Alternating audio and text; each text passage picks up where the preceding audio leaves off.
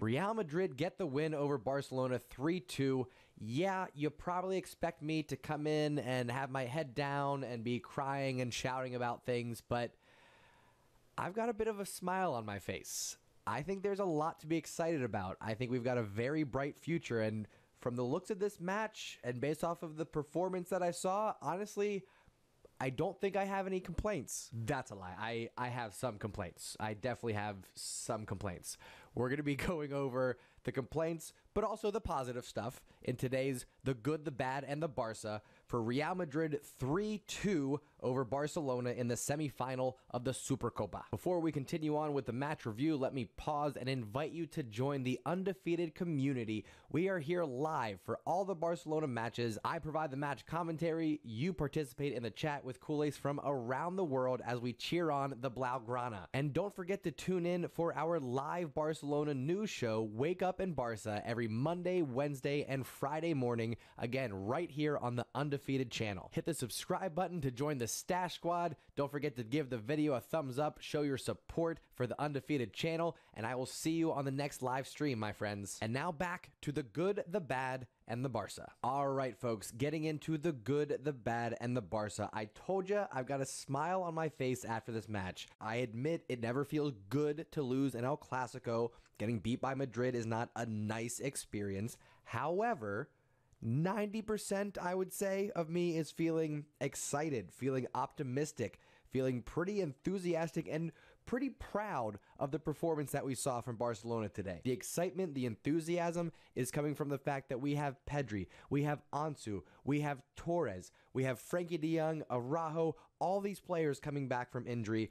Frankie de Jong and Araujo in particular coming back much sooner than expected, and we finally have a healthy squad to choose from. We're still waiting on Roberto and Goatweight to come back from their injuries, but I don't think they're going to be challenging for the starting 11. So for the time being, we have what I believe could be a healthy starting 11 for the first time all season long at Barcelona.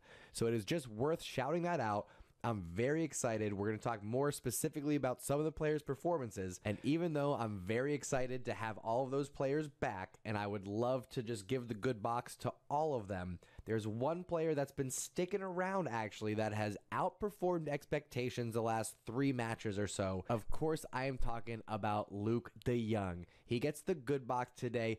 Listen, his goal was very lucky, but right place, right time, putting in the effort, hustling in on goal, crashing in front of the net, making that error happen through defensive pressure. Luke doing whatever he needs to do to get balls in the back of the net. He also had 2 headers on goal. One of them was pretty threatening, the other one not so much. But when he gets proper service into the box, he's starting to show that he can actually make a difference for Barcelona. I'm not saying that he's going to continue to get the playing time that he has now that we're seeing the return of some of our more prominent players, but it's nice to see him at least outperform those expectations, and maybe he ends up sticking around Barcelona.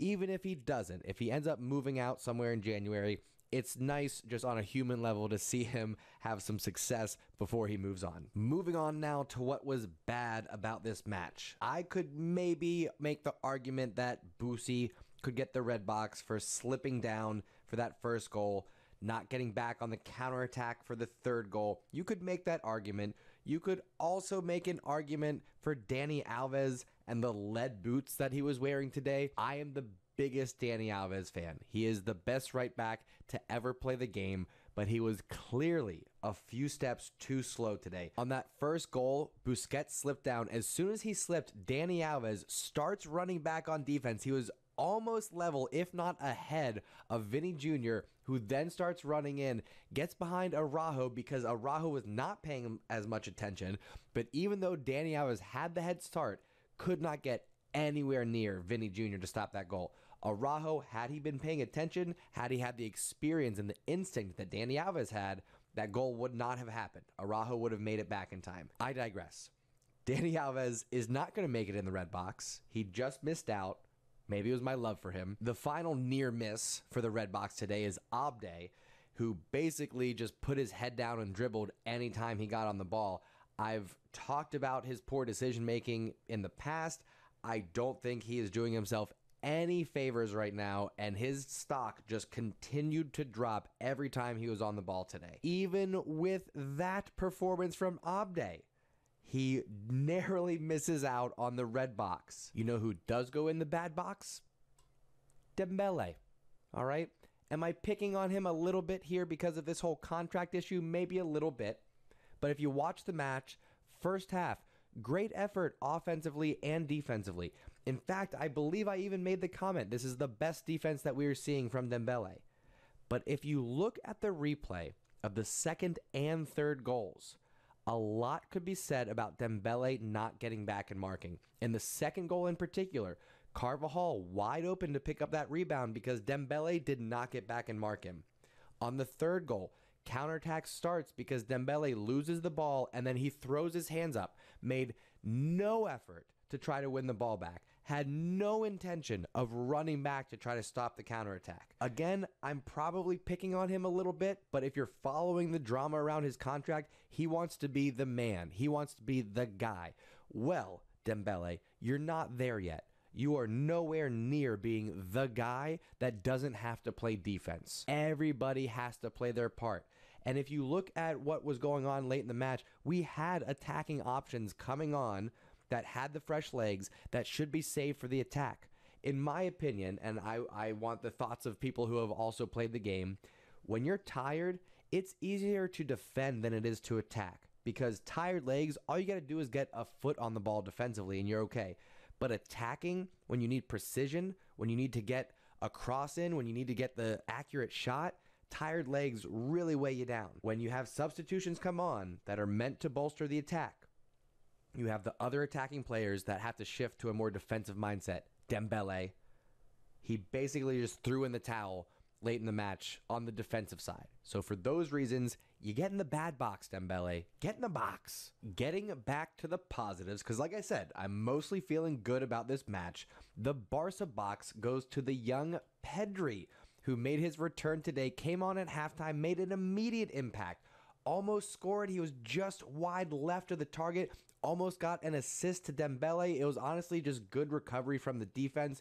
So Pedri coming on and immediately showing why there's so much hype around his name, showing what we've been missing out on, and I am so excited to have Pedri back in the lineup. Should be pretty obvious then who the mustache man of the match is, none other than the Prince of Barcelona, Ansu Fati, coming back from injury, coming off the bench, scoring what was at the time an equalizing goal for Barcelona. He can't help but show up in big moments. He has so much heart, so much composure, and so much versatility. He can score with his feet. He can score with his head like we saw today. He and Pedri were really neck and neck for the mustache man of the match. Again, also could have gone to Luke de Jong, but I think just the fact that Ansu Fati was able to nudge in that goal and have the kind of impact that we saw him have in such limited time, that's why it's got to be the mustache man of the match going to Ansu Fati. And again, so much excitement around the future of Barcelona if you look at the attacking options that we have, particularly Ansu Fati. Looking at the rest of the player ratings, the highest rating actually comes off of the bench. It's the mustache man of the match, Ansu Fati, getting an 8 for today's performance. Joining him with some top ratings are Pedri, who didn't get a goal or an assist, but was very influential and showed what we have to get excited about in the future. So Pedri gets a 7. Joining him with the 7 rating is Luke de Jong. Could have been an 8, but we all know that goal was pretty lucky. He gets the boost for the effort and for getting it in the back of the net anyway. Dembele, I would say, had a slightly above average game offensively, but points lost for not marking back defensively on the counterattacks. I'm not saying he could have stopped the goals. I'm not saying that he's to blame necessarily, but it doesn't help when you have someone who's not willing to track back defensively, particularly when they're the one who gave up the ball. Ferran Torres, still just getting the rust off of the wheels. I'm going to give him a pass on this one. Wasn't super impressed by what I saw, but there is still a lot more to come, so he gets a 5. Again, Ferran Torres, part of that bright future for Barcelona, much more to come. In the midfield, Busquets had a pretty good game, but again loses points. Did not see the man coming in from behind, ended up slipping, giving up that first goal. You got to take points away for that one. De Jong played well. Gavi kind of indifferent in this one. Defensively, Jordi Alba, very inconsistent, was getting to the ball, but his touch was terrible, so couldn't maintain possession. I mentioned Dani Alves almost made it into the bad box. He gets a rating of 4.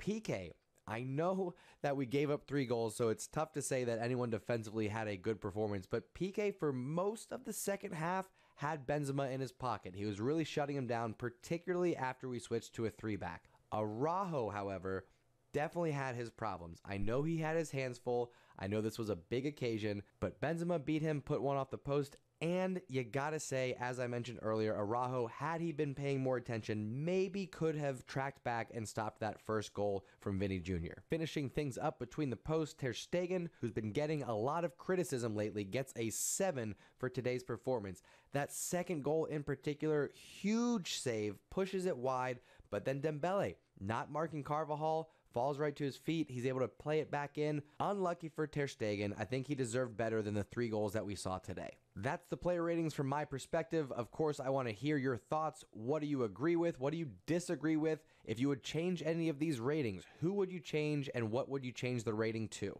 At the end of the day, yes, it's always disappointing to lose to Madrid. We are going to have to put up with a little bit of trolling from the Madristas. It'll happen. But really, they should be a little bit embarrassed that they weren't able to perform better against a struggling Barcelona.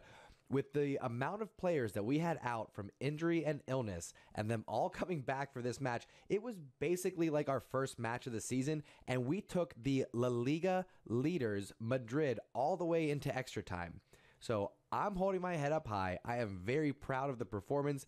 I have so much enthusiasm for Barcelona's bright future. We have a lot of stars to get excited about. There are big things happening in Barcelona. And I'll say this right now, Haaland or no Haaland, come next spring, Barcelona are going to be Champions League contenders. That's right. I said it. You heard it here first on the Undefeated channel, my friends. Coming up next for Barcelona is Copa del Rey action against a very formidable opponent. Athletic Club have given us all kinds of fits in Copa del Rey recently. So that is going to be a big match for the Blaugrana, a huge test again for Xavi to see if he can get the tactics and the lineup right now that he has all of his options available to him. Of course, we'll be live for that match, but before that, we have plenty of episodes of Wake Up and Barca right here on the Undefeated channel. Live Barcelona news every Monday, Wednesday, and Friday morning, 7 a.m. Eastern Standard Time. I know we got Cool Ace watching all around the world, so convert that for your time zone, and I will see you there on Wake Up and Barca. Thanks again so much for tuning in and taking a ride, my friend. I'll catch y'all next time. Mwah.